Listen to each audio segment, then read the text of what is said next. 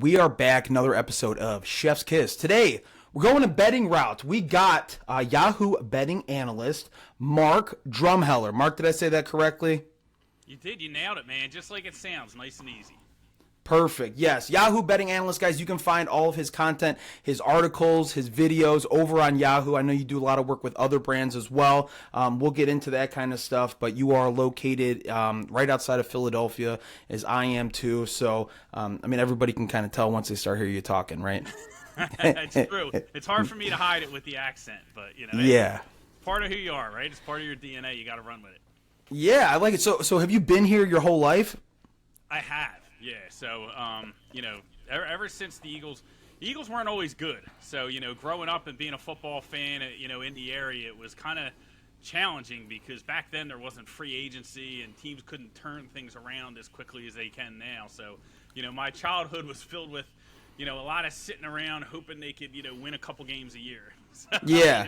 It was nice that when, Andy Reid came and things started turning around, and now we're, really the top of the class in the NFC. Yeah, and we're going to get into that too. Obviously, the Birds are talk of the town. Since I moved here 2 years ago, I've obviously adopted I assimilated to the culture because the culture here is really cool. And one thing I like about it, and you can attest to it too, is everybody hates Philadelphia. It sounds like, and I'm an outsider, so I'm coming here. I don't have any, bad feelings towards anything on the East Coast. I come from the Midwest, so yeah, I'm not a fan of Green Bay. I don't care for Minnesota, those kind of teams.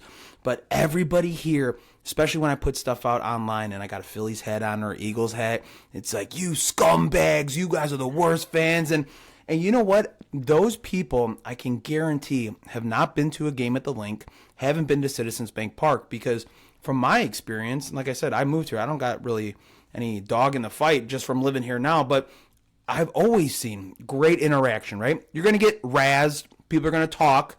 Mm-hmm. I don't ever see any fighting. You're going to see that anywhere, stupid drunk people in the stands, but what has your outlook been as a Philly fan? Do you get a lot of that kind of hate and people maybe discredit what you say because you're from Philly? Yeah, not so much discredit what I say, but, you get the side eye, oh, Philadelphia, you guys are crazy and that sort of stuff. And to me, I kind of it's more like we're new money, right? Like we were losers for so long and didn't win and couldn't win a parade. And, before the Phillies won, in, what was it, 2008, we were thirsting for a parade. We haven't, for a championship. And there were a lot of people that grew up that didn't get that.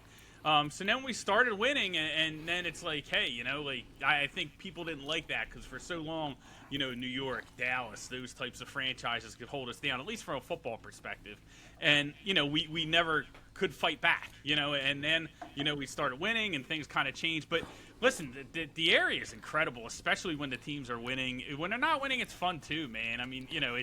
They're passionate, they care, and like I said, the stuff at the stadium, 90% of the time, the fans are great. There's always going to be that 10%, those bunch of bad apples, and unfortunately, they're the ones that get noticed. They're the ones that get put on TV. But it's just a great sports culture overall. I don't know anything else. I grew up here, but the one thing I can tell you is when they're winning, no matter where you go, I could be running down the street and people are honking to my horn if I got an Eagles hat on or whatnot.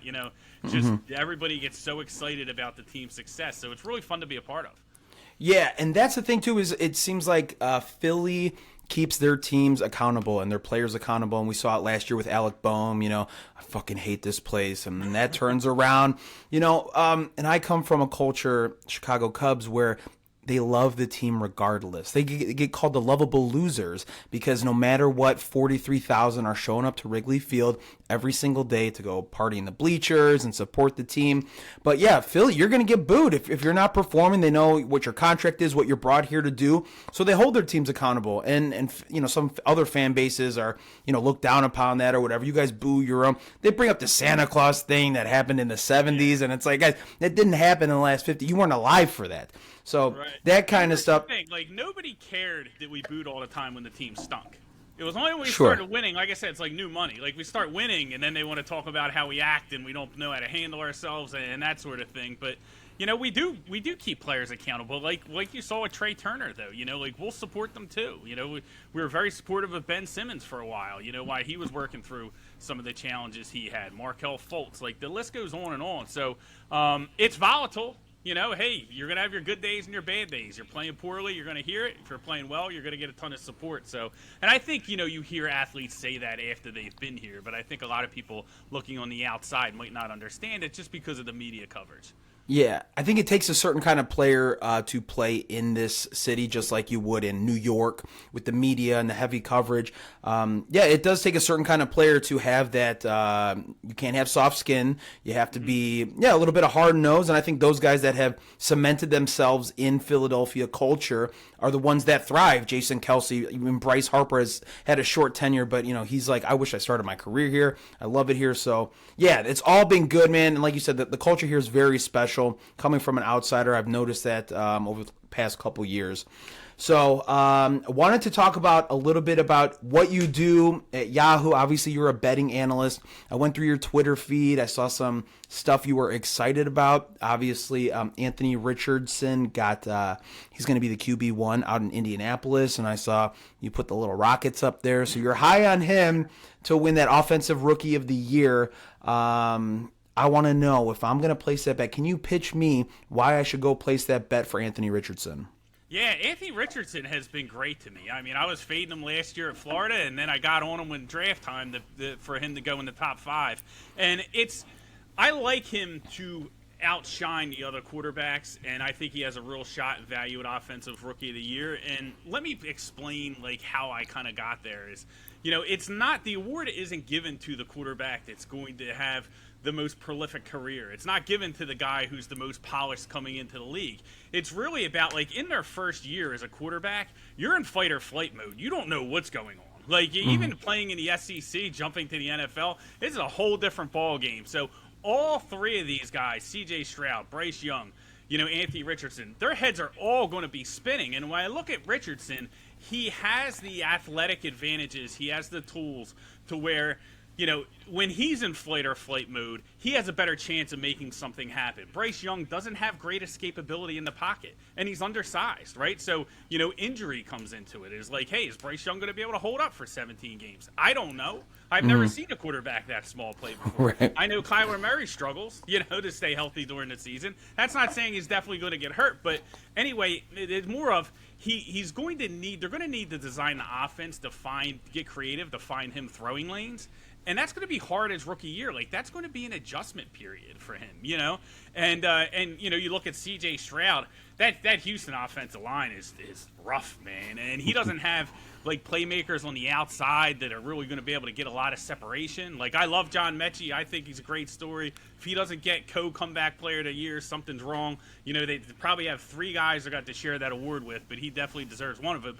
But getting back to Richardson, you know, he's going to be able to make plays. He gets a head coach with Shane Steichen who has experience working with Jalen Hurts. You know he's going to have design runs in the package. So he's going to be able to move the chains, make big plays with his feet, much like we saw out of Justin Fields last year. Justin Fields had a phenomenal, you know, year to the point to where everyone's throwing their money on him to be MVP this year. I'm not in that crowd, but it just kind of shows you to where if you have a big arm and you have rushing ability, you know, early in your career, you can make a lot of highlight-type plays and sort of carry your team, you know, with those tools without fully grasping how to beat NFL defenses on a consistent week-to-week basis, because none of these quarterbacks are going to. So when I look at Richardson, 2 things he does well, right? He has his mobility, and he has a cannon, right? He can throw it out the stadium if he needs to.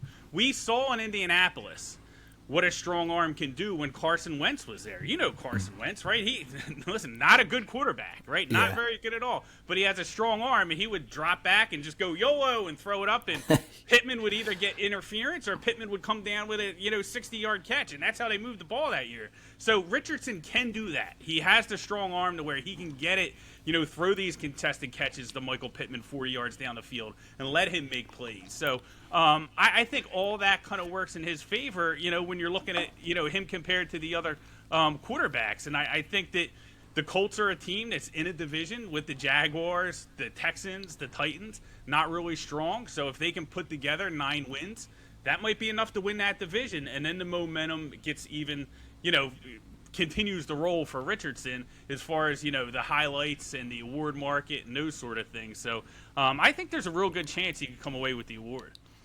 I was wondering if you think what they're going to do with like the playbook and stuff, because obviously Steichen worked with Jalen Hurts last year and maybe has learned some things, what worked with him, what didn't work, because like you said, it's very similar kind of play. If they kind of shrink that playbook a little bit at the beginning of the year to kind of get him adjusted and understand the offense, is that something like you would see like from a young quarterback to see success?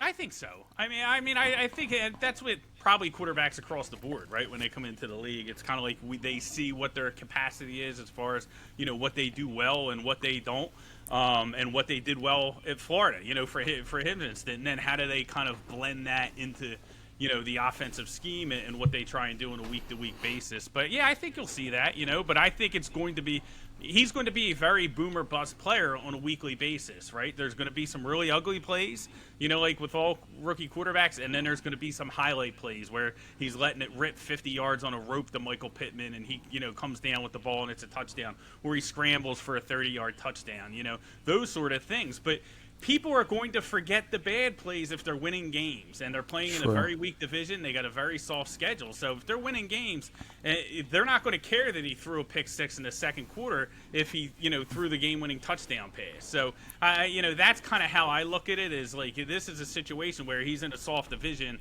where they can really make some headway, win some games, and he's going to be a big part of that offense. Now, we want Jonathan Taylor back, right?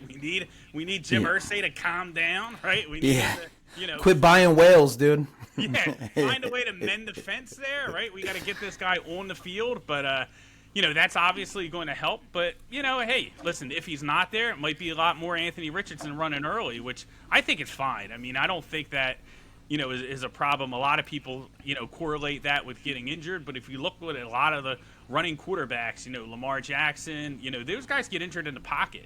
They're not getting injured when they're running, Sure. So I'm not concerned about that at all. But listen, I think at the odds, I got it like plus 700.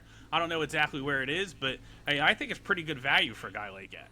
Okay, and speaking towards like we were talking about Jonathan Taylor, wanted to get your perspective or your take on like the running back market, and obviously Jonathan Taylor wants to get paid. Running backs want to get paid.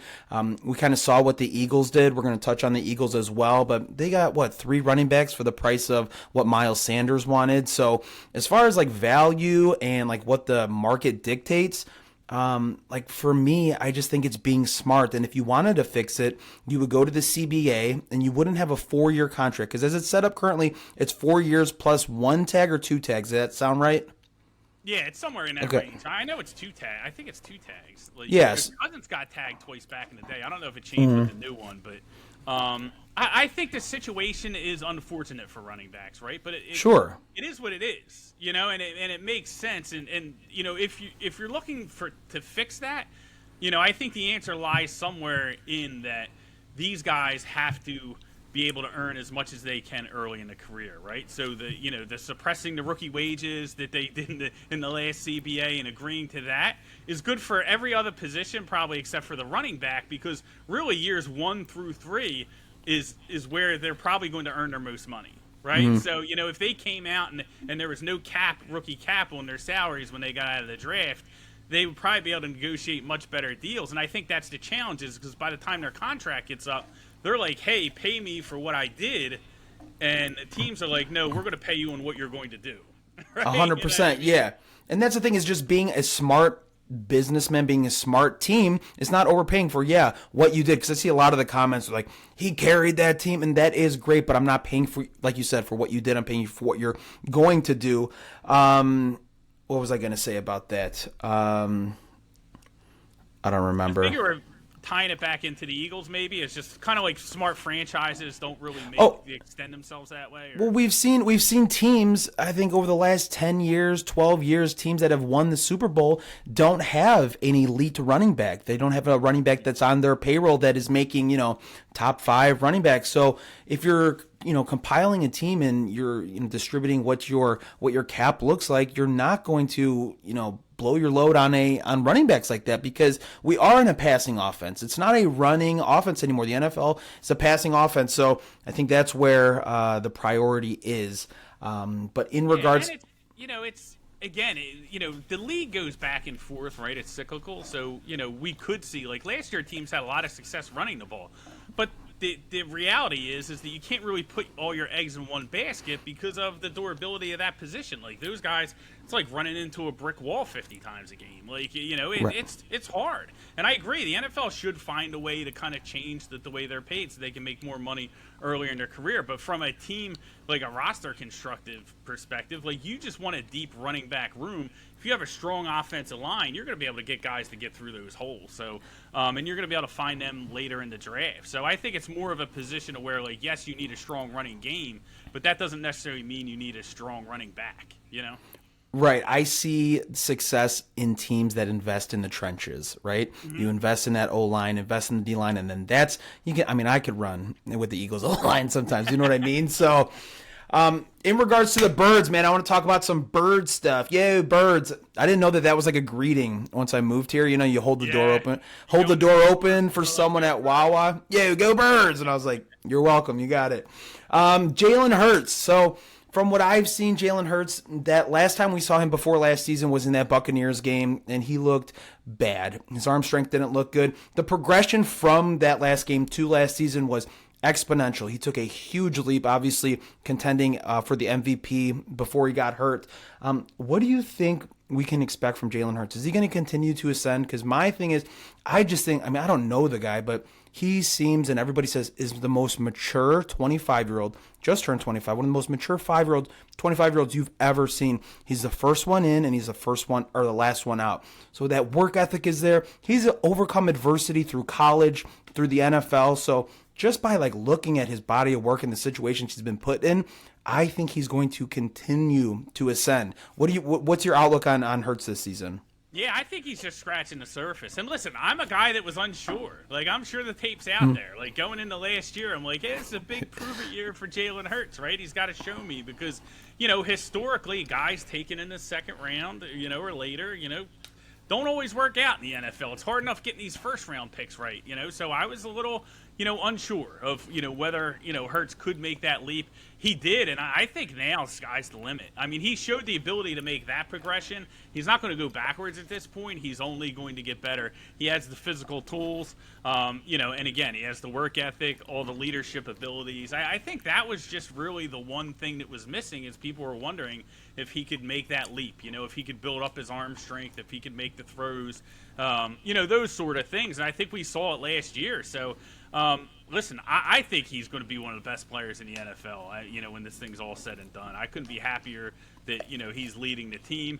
And I think he's live. When we talk about MVP market and whatnot, he has to be. The Eagles are a team that plays in, I'll say the less competitive conference. Is that a nice way to put it? But sure, yeah. He's in the NFC. It's not like the stacked AFC where the top 8 teams are going to be beating themselves up. I think they have, a pretty favorable schedule, especially early in the season. So, the new coordinator, Brian Johnson, he has a 20-year relationship with Jalen Hurts. So I think that's going to be seamless. I believe that Hurts' dad coached Brian Johnson when he was in Pee Wee football or something. That's crazy. These guys go way back, So I don't think that's going to be a problem at all. There might be a couple quirks early in the season with Johnson, calling plays and kind of figuring out his rhythm because I'm sure that's, a learned art. That's something that you learn on the fly. But the way the season opens up, you get New England, you get Minnesota, Washington, Tampa, right?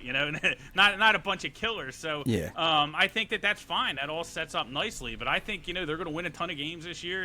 And if he's leading them and he's progressing and he's putting up bigger stats than last year, he's going to be hard to ignore in that conversation. Yeah, it looks about, I think it's week 9 to week 13 is when it gets to that tough part of the schedule. Dallas twice, the Bills, the Chiefs, that kind of stuff. So, yeah, we'll see. Like you said, really looking forward to that Thursday night game against the Vikings because we also, what happened last year was also a Thursday night game. Everybody obviously knows how good this offense is. It's a very prolific offense. I'm curious to hear what you think about the defense, the Georgia Bulldog defense, right? And maybe some impact rookies to keep your eye on this season, because the offense gets a lot of talk, but I think this defense is going to be scary, man. And I don't know what I'm going to expect from some of these rookies, but maybe you have some insight to rookies on the defense.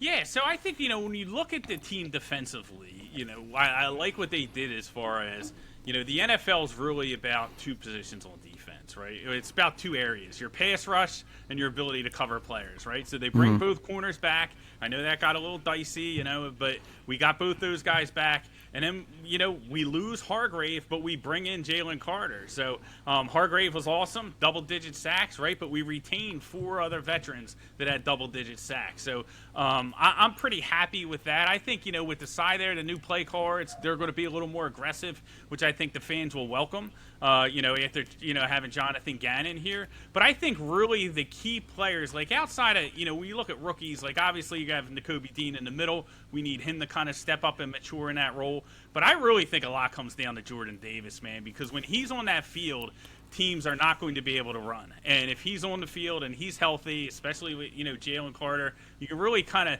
beef up that interior defensive line, and it makes a world of difference. And especially when you look at the division, you look at the Giants, they're going to have to be, very reliant on the running game, right? Daniel Jones isn't going to be throwing darts to who do they have out there, Slayton or whatever, right? So, yeah. They don't have a very explosive offense, so they're going to have to rely on Barkley in the running game.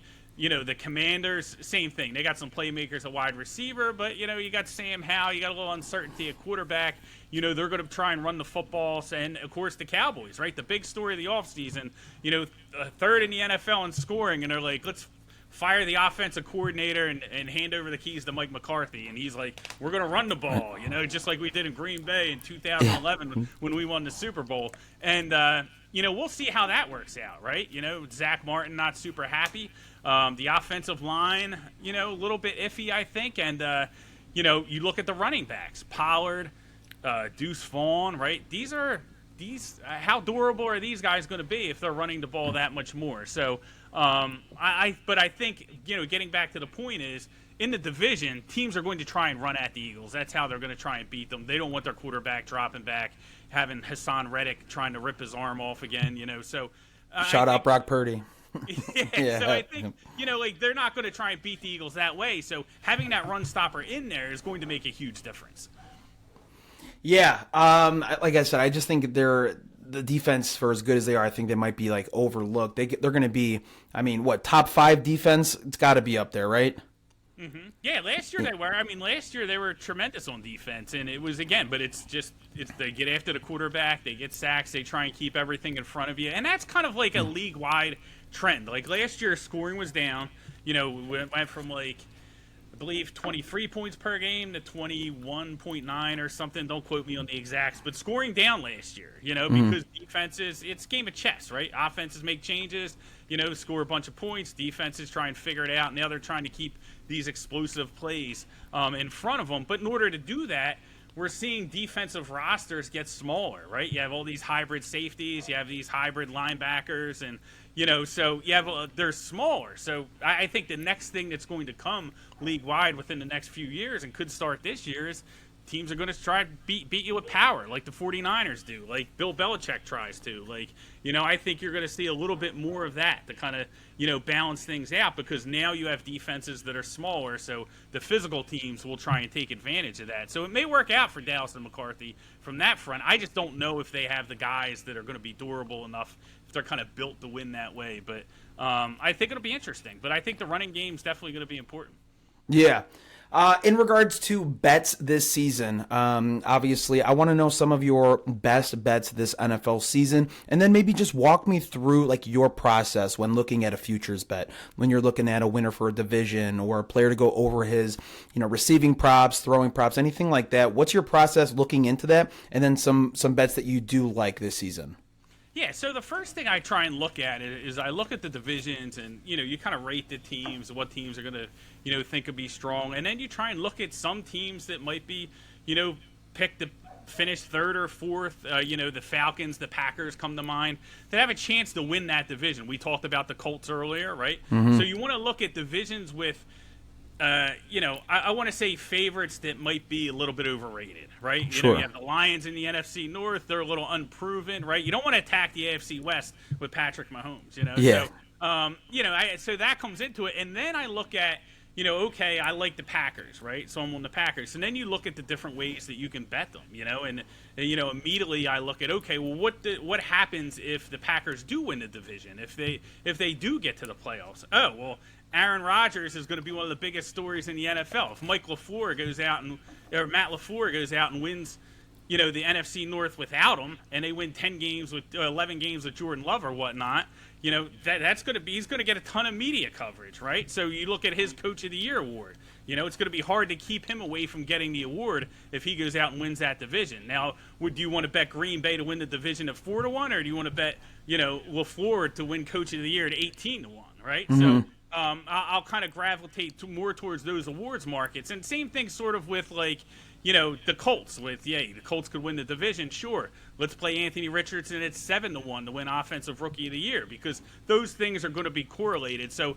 I try and look at, the best way to do it. One of the teams I'm very high on, I know it's risky with Tua, but it's the Miami Dolphins. And, I bet McDaniel to win Coach of the Year at 22-1, because I think that if he is able to stay healthy, and the offensive line isn't great, but Miami knows that they have to protect them. And I think the league knows that they have to protect them as well. I'm not saying the officials are going to officiate the games any different, but I don't think defensive players are going to be getting clean shots after the whistle to it, right?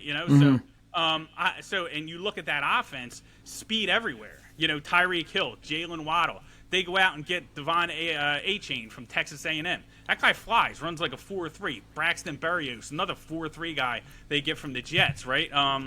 Chosen Anderson, the guy he used to be called Robbie Anderson from Arizona. They bring him in, right? So they have like a ton of speed to where we saw last year Tua putting up MVP numbers. If he was able to stay healthy during the course of the year, would have been a hard time to keep him out of that conversation. So if you like Miami, you don't necessarily need to bet their win total. Although I did play some alternate over 10.5, but. You bet Coach of the Year. You bet Tua in the MVP market, because that's going to give you the big payout. And the way I approach it, everybody kind of does it differently, but from like a unit size perspective, if I take a bet that's 20-1, I don't bet a full unit. I bet a fifth of the unit so I can win the unit. Now, I don't do that with like plus money, money line dogs during the season, but in these futures I do, because that way I don't have to tie up so much money like throughout the entire season, right? Because you're still playing, you're doing a small investment to try and win a unit back at the end of the year. And, I approach it that way just because it helps, like, with my bankroll management as far as not having all this money tied up in futures, season-long futures for the whole year. But you're still getting the value of the odds. So you don't have to dump as much money into the futures market, but you're still getting that sort of payout. But there's some of the teams I like. Like, I like the Packers. I played some Giants under. You want to talk about the Giants? So that's a team that, I think if you look at last year, and I think Brian Dable's a great coach, and I think he's going to be a phenomenal coach in the league, but they started the season 6-1, right? And it was like, wow, here are the Giants. Dable's taking over the Big Apple, and they had some crazy wins. The opening day against the Titans, they win with the 2-point conversion. They had the crazy comeback in London. There are all kinds of these the coin flipped on their side a lot during that 6-1 start, right? And then after that, they couldn't win any games, right? They finished the season winning 3 out of the last 10 games. They split in the playoffs. They did win the playoff game, but if you count the playoffs, they only won 4 out of the last 12 games after that 6-1 start. And what happened is you saw defenses adjust to what they're doing. So you saw them kind of take away Barkley, right? So Barkley rushed for a little bit over 100 yards the first 7 games. After that, it was like 50 yards, like the rest of the way. So, and they don't have the playmakers on offense to really kind of pivot off that. And I think that's what you saw last year. And I don't think they did enough in the offseason to do that. But if you look at their schedule this year, they start the season, I think with Dallas. Then they get Arizona, which should be a win. But, you got to be careful. But after that, it's like Buffalo, San Francisco, Miami, like back to back. So if they don't get that hot start this year, if they're 1-5 or 2-4 instead of 6-1, and you have Saquon Barkley mad because he's not producing stats because he needs to make, he's obviously up for, doesn't have the security of a long-term contract.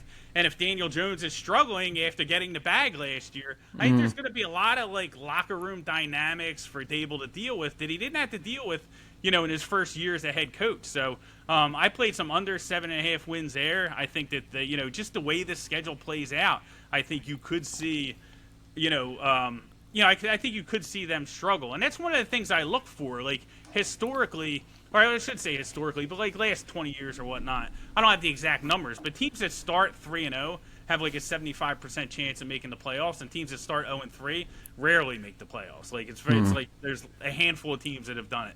So that the way the schedule lays out in the beginning of the season is huge for teams. Like because it can really take a team that might not have a ton of talent, but give them the confidence that will carry over the end of the season, like we saw with the Giants last year.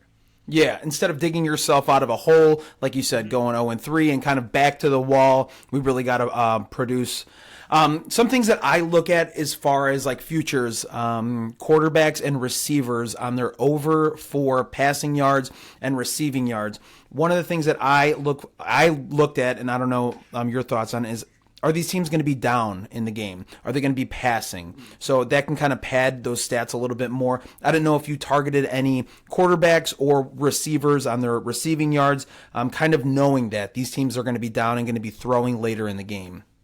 Yeah, I didn't do too much like player props from that perspective this year just because we saw the scoring dip last year and the books adjusted. So if you look at like the quarterback yardage totals, they're much lower than last year.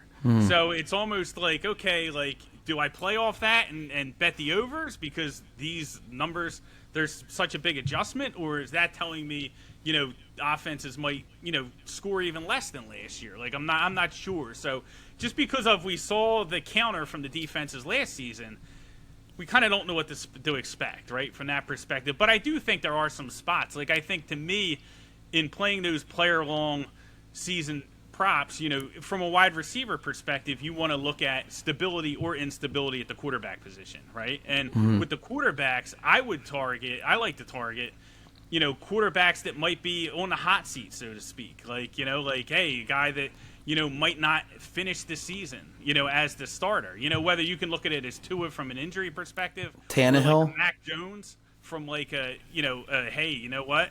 There were rumors that they were trying to trade this guy all offseason, and now he's back, and Bill O'Brien's in there, so he doesn't have the excuse of the offensive coordinator. So if he starts off slow, is it going to be Zappy time in Foxborough? Are they going to be like, hey, you're out of there? So, kind of look at unders. And there's some other quarterbacks, Sam Howell. Like, I don't know if they even release his numbers or whatnot, but he's a guy to where if he starts slow, he might not never see the field again. They might go Jacoby Brissett. That's a situation in Washington where and I guess you could look at the receivers there too, because that's a situation where you have a coach on the hot seat, and you can kind of apply this to the Raiders as well, right? You have a coach that could be on the hot seat, has a very difficult start to the season, right? So they got to go, they get Arizona week 1. They have to win that game because then it's like at, Denver, and then it's Buffalo, and their start is scheduled. Not as tough as the Giants, but it is tough. So if that team doesn't start winning, players are already complaining about the coaches. They're already complaining, and you have an owner who really wants to scrub the place clean, right? And start all over. Like, he wants to change the name, probably wants to change the colors, just hadn't told anyone yet, right? Yeah. Like, he wants to just wipe the whole thing clean, so that he's going to want to bring in his guys. So that's a situation to keep an eye on. Like, I wouldn't play Washington anybody, even though I think Dotson's an animal, McLaurin, these guys are really good players. Instability at the quarterback position, instability at the coaching, you'd have to play under on them because if the season spirals, they're not going to get there. Sure. Last thing I wanted to see would be your candidate for comeback player of the year. I think there's a lot of candidates. Your thoughts on a player who could possibly win comeback player of the year? Yeah, so I think they have to share this. Like that's my take. So I wouldn't bet into this market because if they do share it, you're going to get like like the books are going to split the odds and you're not going to make any money. So like I wouldn't play it that way. Now obviously Hamlin, he has to get the award if he plays. Mm-hmm. Have to get the award. How can you not give the guy the award, right? Yeah.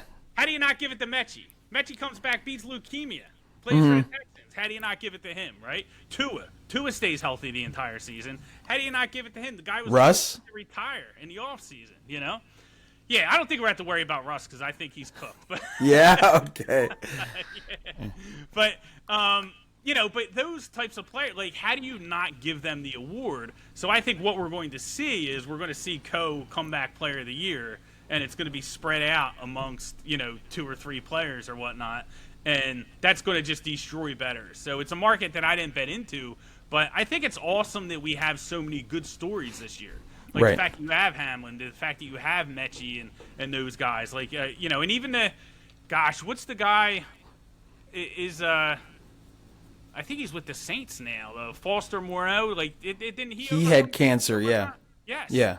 So I don't know if he's playing this year or not, but there's just so many incredible stories of these athletes overcoming incredible odds to get back on the field that you have to give them the award. You have to, how do you not give it to them? So, that's really my take on that. I stayed away from it just because it's like there's just guys on that odds board that I don't want to root against. Sure. Right, yeah. And like you said, yeah, if you split it, those odds are getting split and there's really no profit off of that.